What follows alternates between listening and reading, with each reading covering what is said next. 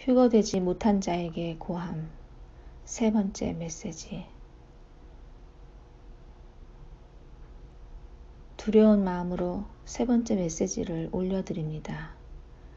저는 신학을 깊이 공부한 사람이 아닙니다.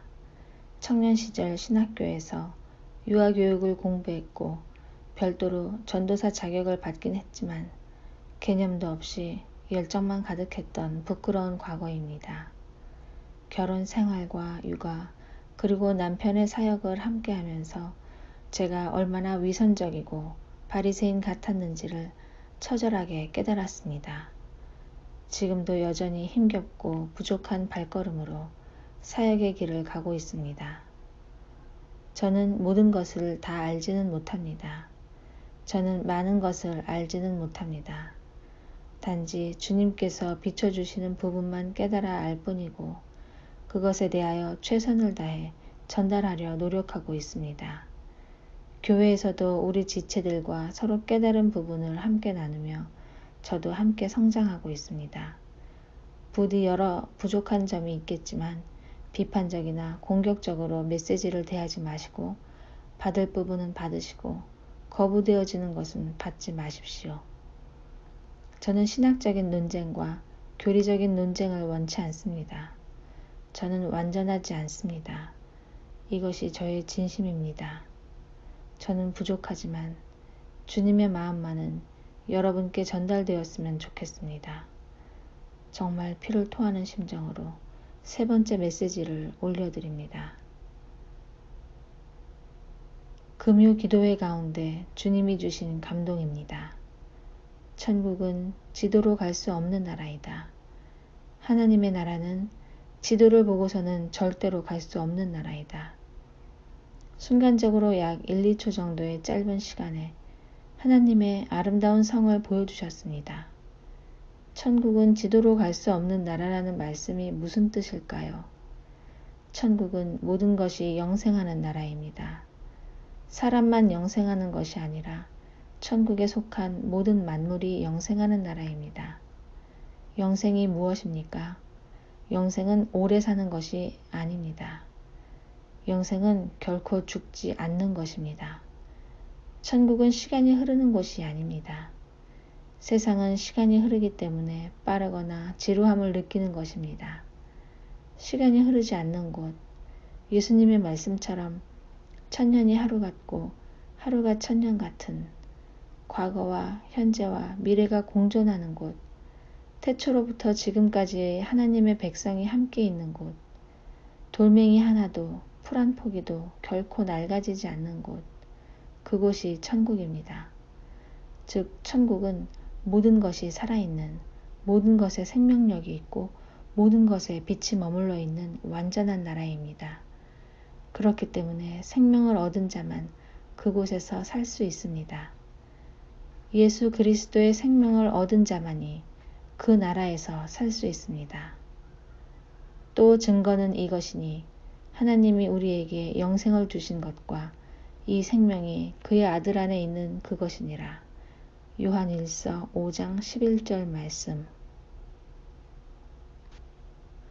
우리는 육이 죽고 난 후에도 영원히 살도록 지음받았습니다. 어떤 이는 천국에서, 어떤 이는 지옥에서. 영원히 살되 천국에서 살 수 있는 조건으로서의 생명이 예수 그리스도 안에 있다는 것이고, 그래서 주님 안에 있는 생명을 받은 사람이 천국에서 영원히 사는 것입니다. 그 나라에서 살려면 그곳에 가야 하는데 어떻게 갈 수 있을까요? 그곳을 가는 방법도 예수 그리스도입니다. 예수께서 이르시되 내가 곧 길이요 진리요 생명이니 나로 말미암지 않고는 아버지께로 올 자가 없느니라. 요한복음 14장 6절 말씀. 천국에 가는 방법은 예수 그리스도 뿐입니다. 지도에 아무리 형형색색의 그림과 자세한 약도를 그려 넣는다 해도 지도를 보고서는 천국에 갈 수 없습니다. 지도는 죽어 있고 천국은 살아있기 때문입니다. 천국은 예수님의 생명으로 말미암아 살아난 사람만 갈 수 있습니다. 휴거되지 못한 자들에게 고합니다. 열심히 교회 다니고 사역과 봉사와 헌신을 그렇게 많이 했음에도 당신이 휴거되지 못한 이유는 지도 그리기에 열중한 까닭입니다. 지도만 연구한 까닭입니다. 손에 있는 지도를 버리고 주님의 손을 붙잡으십시오. 휴거 전이나 휴거 후에나 천국에 가는 길은 예수님 뿐입니다. 너희가 성경에서 영생을 얻는 줄 생각하고 성경을 연구하거니와 이 성경이 곧 내게 대하여 증언하는 것이니라. 요한복음 5장 39절 말씀. 휴거되지 못한 자들이여, 성경을 수십 번 읽었어도, 성경을 가르치는 위치에 있었어도 휴거되지 못한 이유는 성경을 통하여 주님께 나아가는 것에 실패하였기 때문입니다. 그렇다면 당신의 성경에 대한 지식은 그저 세련된 지도일 뿐입니다. 은혜 받은 교회, 존경하는 사역자, 은혜 받은 기도원, 치유의 경험, 성령의 나타남과 체험, 여러 가지 은사들, 이 모든 것들을 경험한 후에 이것들에 여전히 머물러 있거나 벗어나지 못하고 특정 장소, 특정 방법, 특정 사역자, 특정한 이론에 얽매이고 있다면 이 모든 것은 지도의 또 다른 화려함을 추가한 것 뿐입니다. 교회를 통하여 주님께, 사역자를 통하여 주님께, 체험과 은사들을 통하여 주님께, 말씀과 교리와 교육을 통하여 주님께, 반드시 주님께 나아가야 합니다. 우리가 소유한 어떤 지도로도 천국에 갈 수 없습니다. 지도를 던져버리고 주님의 손을 잡으십시오. 매우 민감한 주제로 예를 들겠습니다. 주님을 기다리고 휴거되기를 사모하는 많은 신부들에게 있어서 아마도 가장 큰 이슈는 휴거의 시기와 짐승과 짐승의 숫자일 것입니다. 이 부분들에 대한 의견이 서로 달라 의견이 분분한 상태에서 서로 비난하거나 공격하기를 서슴지 않습니다. 이 모든 것들은 휴거 이후에 다 드러나게 될 것입니다. 짐승도 실제이고 짐승의 숫자도 실제입니다. 짐승은 사탄에게서 능력을 받아 세상을 통치하게 될 것이고 통치를 위하여 자신의 표를 사람들에게 받게 할 것입니다. 짐승의 숫자는 그리스도인을 구별하는 방법이고 이것은 자기 편으로 만들기 위함이 아니라 죽이기 위함입니다. 유대인의 학살이 이루어졌던 2차 대전 때 나치는 나치의 표시가 있었고 유대인은 유대인의 표시가 있었습니다. 유대인에게 노란 바탕에 별그림이 있는 천을 가슴이나 팔에 달도록 하였고 그들의 여권에는 죄이라는 표시를 하여 통행을 제한했었습니다. 유대인에게 표를 달게 한 것은 유대인을 구별하여 죽이기 위함이었습니다. 짐승의 표도 짐승의 표를 받지 않는 그리스도인을 구별할 방법으로서 짐승에게 복종하는 사람에게 받게 하는 것입니다. 그리스도인은 누구도 짐승의 표를 받지 말아야 합니다. 그러나 정작 중요한 것을 놓치고 있다는 것을 아십니까? 죽임을 당한 어린 양의 생명책에 창세 이후로 이름이 기록되지 못하고 이 땅에 사는 자들은 다 그 짐승에게 경배하리라. 계시록 13장 8절 말씀. 그가 권세를 받아 그 짐승에게 생기를 주어 그 짐승의 우상으로 말하게 하고 그 짐승의 우상에게 경배하지 아니하는 자는 몇이든지 다 죽이게 하더라. 계시록 13장 15절 말씀. 누구든지 만일 짐승과 그의 우상에게 경배하고 이마에나 손에 표를 받으면 그도 하나님의 진노의 포도주를 마시리니 그 진노의 잔에 섞인 것이 없이 부은 포도주라. 거룩한 천사들 앞과 어린 양 앞에서 불과 유황으로 고난을 받으리니 그 고난의 연기가 세세토록 올라가리로다.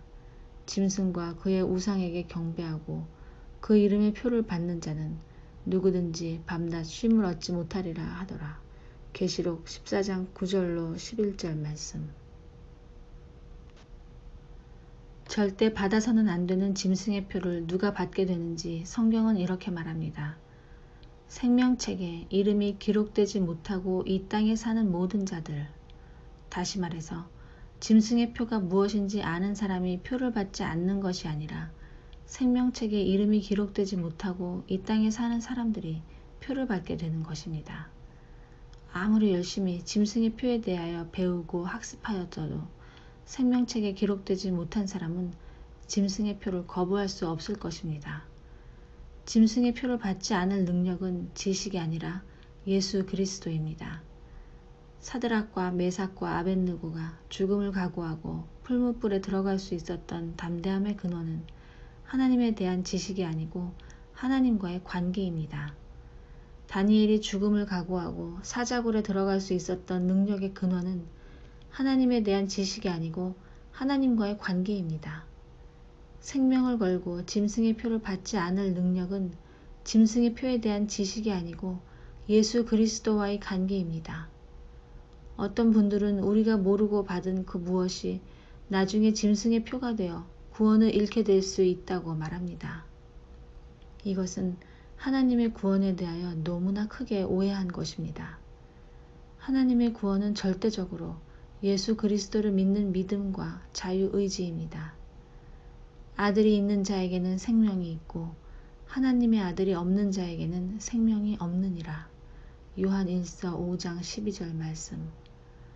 곧 내가 오늘 생명과 복과 사망과 화를 내 앞에 두었나니 곧 내가 오늘 네게 명령하여 내 하나님 여호와를 사랑하고 그 모든 길로 행하며 그의 명령과 규례와 법도를 지키라 하는 것이라. 그리하면 내가 생존하며 번성할 것이요 또 내 하나님 여호와께서 내가 가서 차지할 땅에서 내게 복을 주실 것임이니라. 그러나 내가 만일 마음을 돌이켜 듣지 아니하고 유혹을 받아 다른 신들에게 절하고 그를 섬기면 내가 오늘 너희에게 선언하노니 너희가 반드시 망할 것이라. 너희가 요단을 건너가서 차지할 땅에서 너희의 날이 길지 못할 것이니라. 내가 오늘 하늘과 땅을 불러 너희에게 증거를 삼노라. 내가 생명과 사망과 복과 저주를 내 앞에 두었은즉 너와 내 자손이 살기 위하여 생명을 택하고 내 하나님 여호와를 사랑하고 그의 말씀을 청종하며 또 그를 의지하라. 그는 내 생명이시요 내 장수이시니 여호와께서 내 조상 아브라함과 이삭과 야곱에게 주리라고 맹세하신 땅에 내가 거주하리라. 신명기 30장 15절로 20절 말씀. 휴거되지 못한 자에게 고합니다.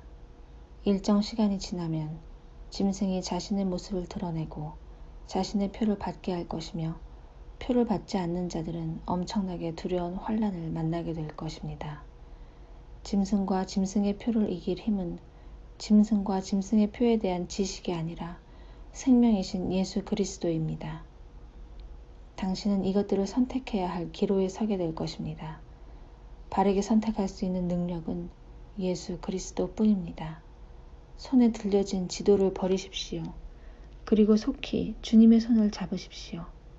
형형색색으로 잘 꾸며진 지도로서 천국을 갈 수 있다고 생각하십니까? 이미 당신은 휴거에 실패했습니다.